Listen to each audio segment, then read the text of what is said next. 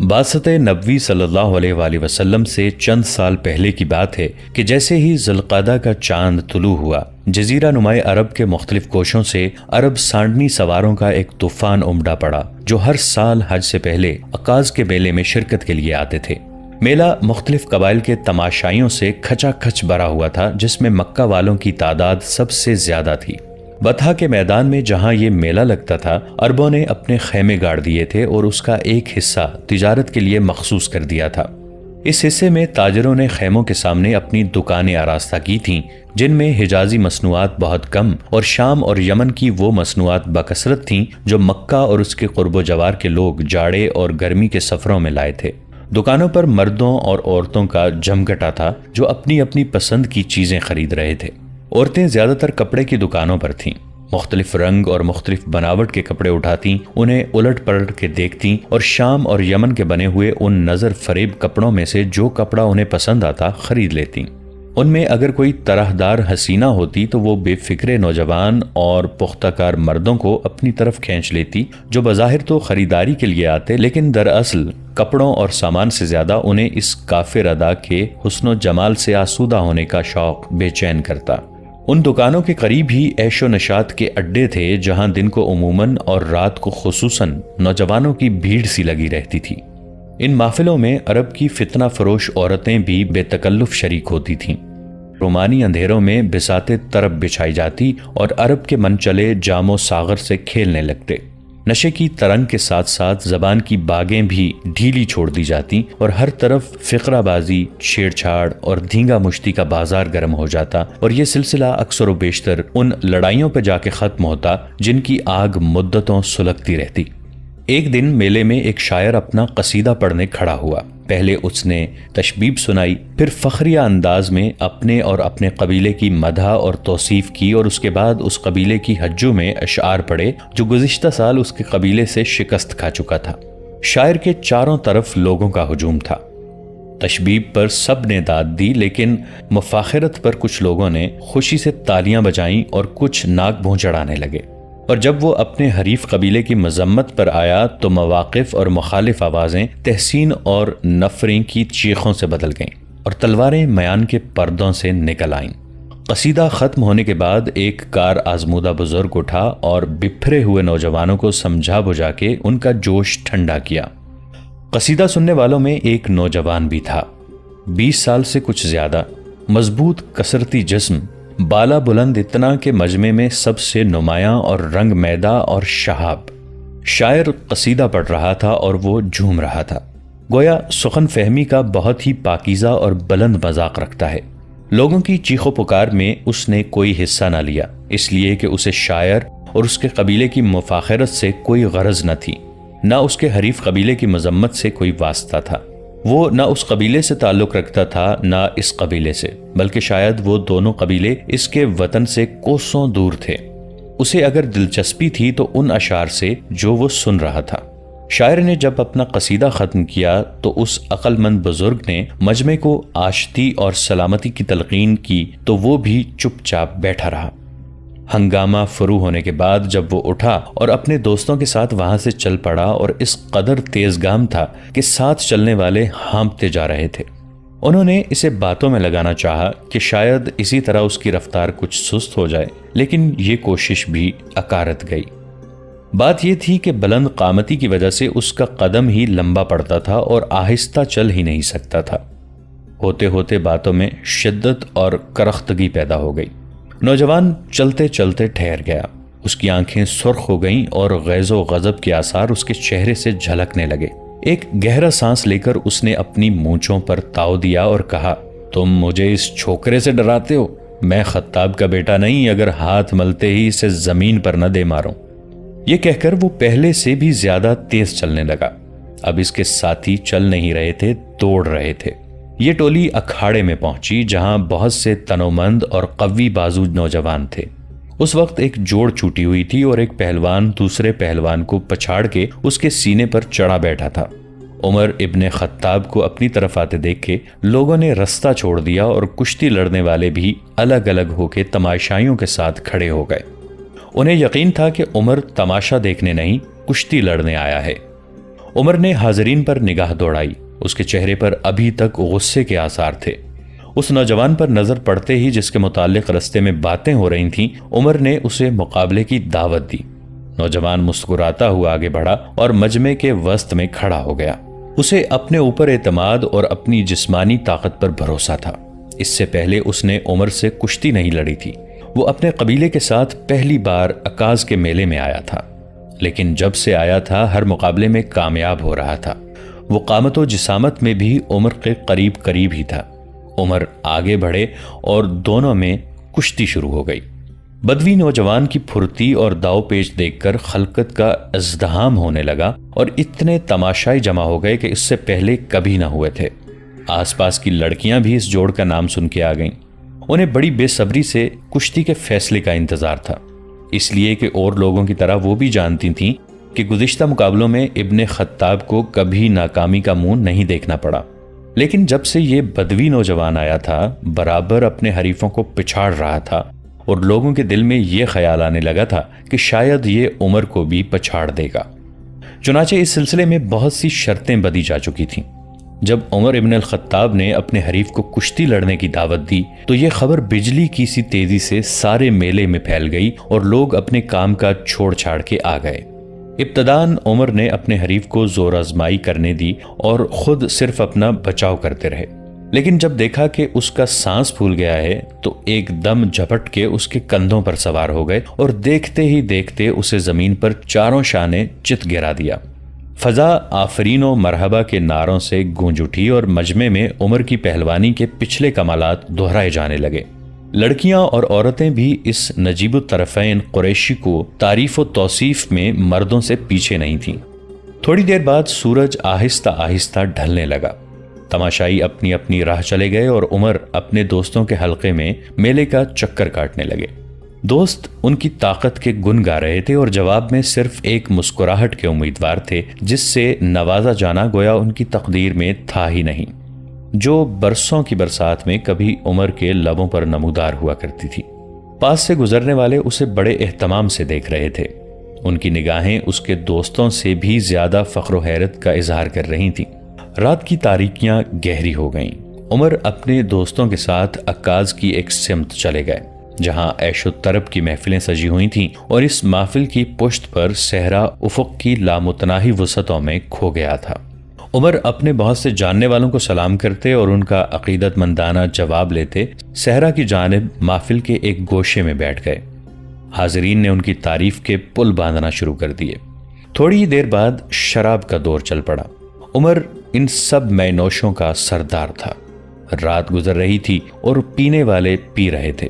متانت سے یاوا گوئی، عشق بازی سے شہ سواری اور ایام عرب سے انصاب عرب تک کوئی موضوع ایسا نہ تھا جو پینے کے دوران زیر بحث نہ آیا ہو۔ عمر اس گفتگو میں بڑھ چڑھ کے حصہ لے رہے تھے۔ شراب نے ان کی زبان کی گرہیں کھول دی تھیں اور وہ ہر موضوع پر بڑے ماہرانہ انداز میں روشنی ڈال رہے تھے۔ بدوی پہلوان پر فتح پانے کی خوشی نے عمر کی قوت گویائی کو اور چمکا دیا تھا۔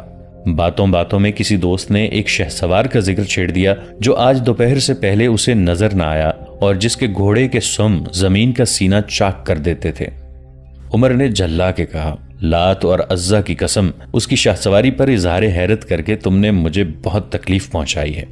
اس پر وہ دوست مسکرایا جو اس سے پہلے بدوی پہلوان کی باتیں کر رہا تھا اور بولا، عزا سے اپنے چچا زاد بھائی زید بن عمرو کے لیے معافی چاہو جس نے کہا ہے۔ پھر اس نے دو شعر سنائے جن کا ترجمہ ہے کہ میں نہ عزا پر ایمان رکھتا ہوں، نہ اس کی بیٹیوں پر، اور نہ بنی تسم کے بتوں پر۔ جب خدائی کے کام تقسیم ہو گئے ہیں تو میں ایک پروردگار پر ایمان لاؤں یا ہزار پروردگاروں پر۔ یہ سن کر عمر نے ایک لمبا سانس کھینچا اور کہا، وہ غارت ہو اور عزا اس کی ناشکری کو کبھی معاف نہیں کرے گا۔ جب اس نے ہمارا دین چھوڑا اور ہمارے بتوں کے ساتھ زیادتی کی تو خطاب نے بالکل ٹھیک کیا کہ اسے مکے سے نکال دیا۔ وہ اپنے معبود کی تلاش میں یہود و نصارہ کے پاس مارا مارا پھرتا رہا، لیکن نہ یہودیوں سے کچھ پایا نہ عیسائیوں سے۔ اب اسے زوم تھا کہ وہ اپنے باپ ابراہیم کے دین پر ہے، اور اگر کہیں خطاب اسے میرے حوالے کر دیتا تو میں اسے جان سے ہی مار دیتا۔ اس کے بعد گفتگو نے سنجیدگی اختیار کر لی۔ دوسرے دن 10 بجے کے قریب عمر اپنے دوستوں سے پھر ملا۔ وہ اس وقت کل کی کشتی کا ذکر کر رہے تھے اور عمر نے اس میں اپنی جس مہارت کا مظاہرہ کیا تھا اسے سراہ رہے تھے۔ ان کی خواہش تھی کہ عمر اپنے حریف کو اگر ایک بار اور پچھاڑ دے تو پھر اس بدوی پہلوان کے لیے اکھاڑے کا رخ کرنا مشکل ہو جائے گا، لیکن عمر نے اپنے دوستوں کی مخالفت کی۔ اس کی رائے میں ان کی یہ بات بہادری کے خلاف تھی کہ وہ فاتح ہو کر پھر اپنے حریف کو مقابلے کی دعوت دے۔ البتہ اگر اس کا حریف دوبارہ اس سے کشتی لڑنا چاہتا ہے تو ایک لمحے کا توقف کیے بغیر اس کی دعوت قبول کر لے گا۔ میلہ اب جلد ختم ہونے والا تھا۔ 3 دن کے بعد لوگ عکاظ سے رخصت ہو کر کعبے کے طواف کی تیاری کے لیے مجنہ جانے والے تھے، جہاں ہر قبیلے کو اپنے بت کے حضور نظر پیش کرنی تھی اور قربانی سے فراغت پانے کے بعد ظلم ذات جانا تھا کہ عرفات کی چڑھائی چڑھنے کے لیے کیل کانٹے سے لیس ہو جائیں۔ مجنہ جانے سے پہلے 3 دن زائرین کے لیے بڑی مصروفیات کے دن تھے۔ انہیں حج کی تیاری کرنی تھی، اس لیے وہ اب کسی قسم کے کھیل تماشے میں دلچسپی نہیں لے سکتے تھے۔ یہ 3 دن بھی گزر گئے اور بدوی پہلوان نے ابن خطاب کو ایک ناقابل شکست ستون پا کر ہار مان لی۔ لوگ عکاظ سے رخصت ہونے کی تیاری کرنے لگے۔ عمر اس تیاری میں بھی پیش تھے۔ دوپہر کے وقت انہوں نے اپنے غلام کو گھوڑا لانے کا حکم دیا۔ مختلف قبیلوں کے عالی نسب نوجوانوں نے اس گھوڑے کو دیکھا اور اس کا مشکی رنگ، چھوٹے چھوٹے کان، تنی ہوئی گردن، باریک پنڈلیاں اور پچکا ہوا پیٹ دیکھ کر حیرت میں ڈوب گئے۔ عمر کو اپنی ذات اور اپنے گھوڑے پر نازاں پا کر، جس میں خود اعتمادی اور درستی کا پہلو شامل تھا، ان کے پندار کو ٹھیس لگی۔ انہوں نے عمر سے کہا، آؤ ذرا گھڑ دوڑ ہو جائے، اس سے فارغ ہو کے آرام کر لیں گے اور قیلولے کے بعد مجنہ چلے جائیں گے۔ عمر نے یہ دعوت قبول کر لی۔ ان لوگوں نے بھی اپنے گھوڑے منگا لیے اور سب کے سب کھلے میدان میں پہنچ گئے۔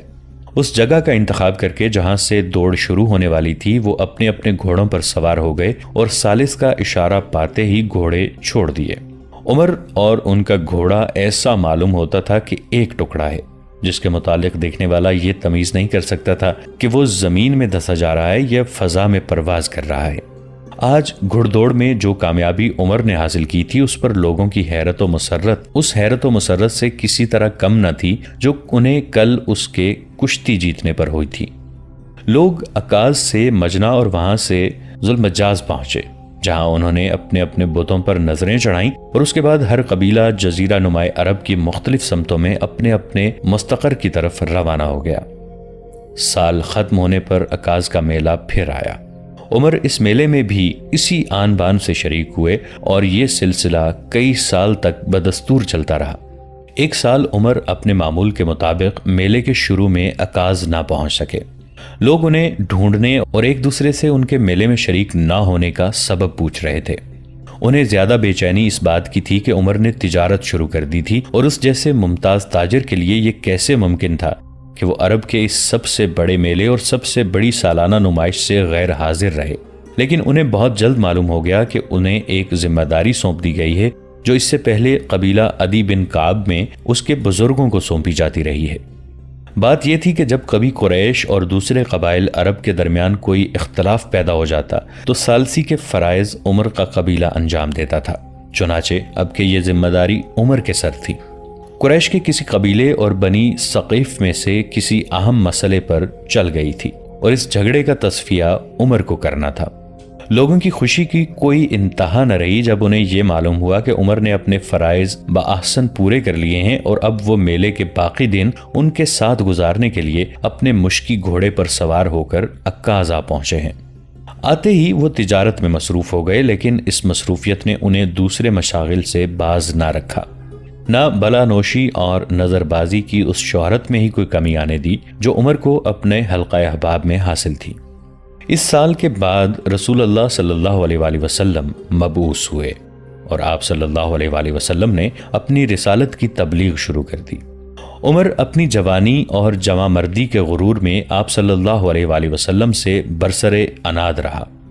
اس کی جنگ جاہلیت میں بلا کی شدت اور کرختگی تھی۔ چنانچہ جب وہ عکاظ آیا اور لوگوں میں اس شخص کی بات چھڑی جو قریش کو بت شکنی اور خدا پرستی کی دعوت دے رہا تھا تو عمر مارے غصے کے جامے سے باہر ہو گیا۔ اس نے محمد صلی اللہ علیہ وآلہ وسلم کو جو اس کے منہ میں آیا کہنا شروع کر دیا اور قریش میں پھوٹ ڈالنے اور اپنے آباء و اجداد کے دین سے روگرداں ہونے پر آپ صلی اللہ علیہ وآلہ وسلم کو ہدف ملامت بنانے لگا۔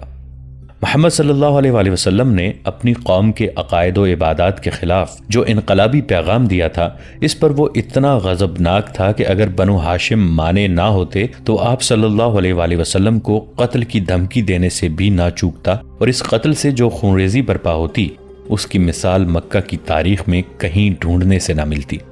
عمر کی دشمنی کا سلسلہ جاری رہا، یہاں تک کہ اس نے اسلام قبول کر لیا، اور اب وہ اللہ کے دین اور اس کے رسول صلی اللہ علیہ وآلہ وسلم کی مدافعت بھی اسی جوش اور اسی شدت سے کرنے لگے جس جوش اور شدت سے وہ پہلے ان کی مخالفت کرتے تھے۔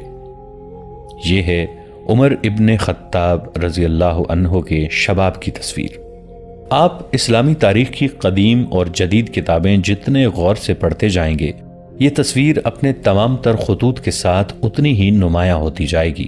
لیکن اگر آپ یہ چاہیں کہ عمر ابن خطاب کے زمانہ قبل از شباب کا مطالعہ کر کے ان کے بچپن اور لڑکپن کی بھی ایسی ہی واضح تصویر کھینچ سکیں جیسی ان کی شباب کی ہے، تو یہ کتابیں آپ کی کوئی مدد نہیں کر سکیں گی۔ حالانکہ ان میں عمر ابن خطاب کے اکثر معاصرین کے مقابلے میں ان کے حالات زیادہ وضاحت سے موجود ہیں۔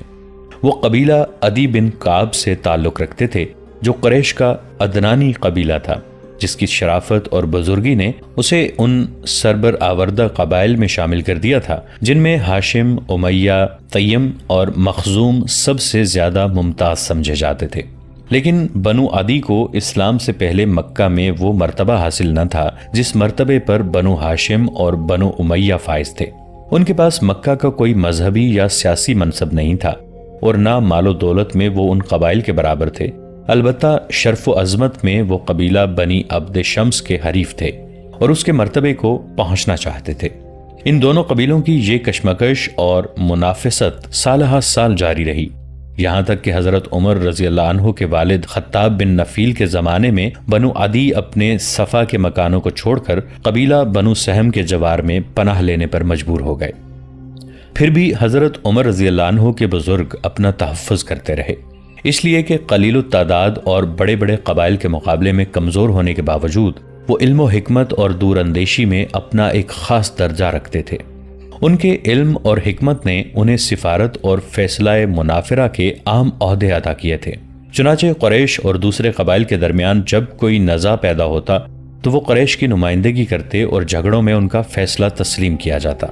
وہ فصاحت اور بلاغت میں بے نظیر تھے، اور یہ ان کی حکمت اور دانش کا ہی اثر تھا کہ ان میں زید بن عمرو جیسے شخص نے جنم لیا جو کھلم کھلا بت پرستی کے خلاف تھے اور جنہوں نے بتوں کا ذبیحہ کھانے سے صاف لفظوں میں انکار کر دیا تھا۔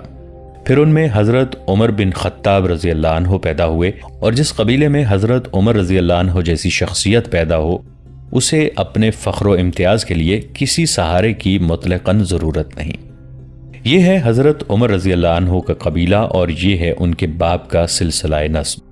خطاب بن نفیل بن عبد العزا بن رباح بن عبداللہ ابن قرط بن رزاح بن عدی بن کعب۔ عدی مرہ کے بھائی ہیں جو 8ویں پشت میں رسول اللہ صلی اللہ علیہ وآلہ وسلم کے جد تھے۔ مادری سلسلہ نسب یہ ہے: حنتمہ بنت ہاشم بن المغیرہ بن عبداللہ بن عمر بن مخزوم۔ خطاب اپنی قوم میں ممتاز حیثیت رکھتے تھے، لیکن نہ ان کے پاس دولت و ثروت تھی، نہ خدم و خشم۔ ایک دفعہ حضرت عمر رضی اللہ عنہ نے عمرو بن العاص کو، جو اس وقت مصر کے گورنر تھے، ایک خط لکھا جس میں ان سے مصر کے محاصل کی تفصیل طلب کی۔ عمرو بن عاص یہ خط پڑھ کر طیش میں آ گئے اور جواب میں لکھا کہ خدا کی قسم اگر میرے لیے آپ کی خیانت جائز بھی ہوتی تو میں ایسا نہ کرتا، اس لیے کہ ہم ایک ایسے حسب و نسب کے مالک ہیں جسے دیکھ کر ہم آپ کی خیانت سے بے نیاز ہو جاتے ہیں۔ آپ نے فرمایا ہے کہ آپ کے پاس وہ مہاجرین اولین ہیں جو مجھ سے بہتر ہیں، اگر ایسا ہے تو خدا کی قسم اے امیر المومنین، نہ میں آپ کا دروازہ کھٹکھٹاؤں گا، نہ آپ کے لیے اپنے دروازے کا قفل کھولوں گا۔ عمرو بن العاص رضی اللہ عنہ کا غصہ اس حد کو پہنچ گیا تھا کہ جب محمد بن مسلمہ رضی اللہ عنہ حضرت عمر رضی اللہ عنہ کی طرف سے ان کے محاسب بنا کر بھیجے گئے تو انہوں نے کہا، خدا کی لعنت ہو اس گھڑی پر جب میں عمر رضی اللہ عنہ کی حکومت میں گورنر بنایا گیا۔ اللہ کی قسم میں نے عمر اور ان کے باپ دونوں کو اس حال میں دیکھا ہے کہ ان کے جسم پر ایک بہت ہی گھٹیا کپڑے کا چوغا ہوتا تھا जो बमुश्किल घुटनों तक पहुंचता था, और उनकी गर्दन पर खुश्क लकड़ियों का गट्ठा। लेकिन आस बिन वाइल हरीर और दीबा का लिबास पहनते थे। इसके जवाब में मोहम्मद बिन मुसलिमा रजी अल्लाह अन्हु ने कहा, उमरू, इस कदर आपे से बाहर ना हो, उमर तुमसे बेहतर हैं। अब रहा उनके और तुम्हारे बाप का सवाल, सो वो दोनों जहन्नम में हैं। आज की किस्त में इतना ही। अगली किस्त में आपसे मुलाकात होगी इसी वीडियो के तसलसल के साथ।